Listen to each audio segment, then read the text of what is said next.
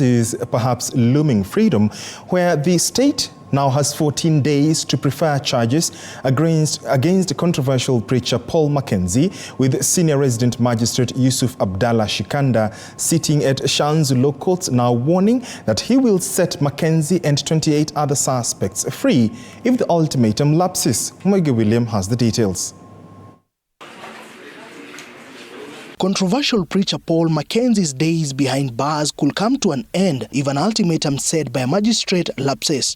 A court in Shanzu has declined a request to detain Mackenzie for more days as requested by the Directorate of Criminal Investigations (DCI) in a miscellaneous application Tuesday. The magistrate court directing the state to prefer charges against Mackenzie and co-accused within the next 14 days, or he will be released alongside other suspects. Magistrate Yusuf Abdallah Shikanda highlighting that Mackenzie and the rest of the suspects have been in custody in what is the longest pre-charge detention in the history of the country following the promulgation of the Constitution of Kenya. The DCI has for 117 days detained Mackenzie and others in a miscellaneous application presented to the court under provisions of Prevention of Terrorism Act and that of the Victim Protection Act. Mackenzie is being investigated for influencing his followers to starve to death in order to meet their maker.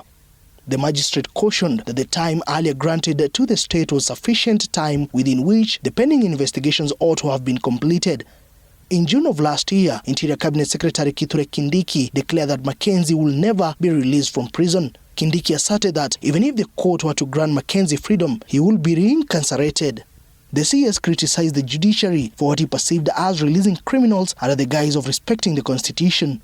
Mackenzie, who is the founder of Good News International Church, is being held in connection with the deaths of over 400 people in a suspected starvation cult in Shakahola, Kilifi County.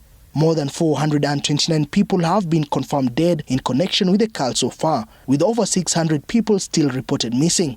Mwege William, TV 47.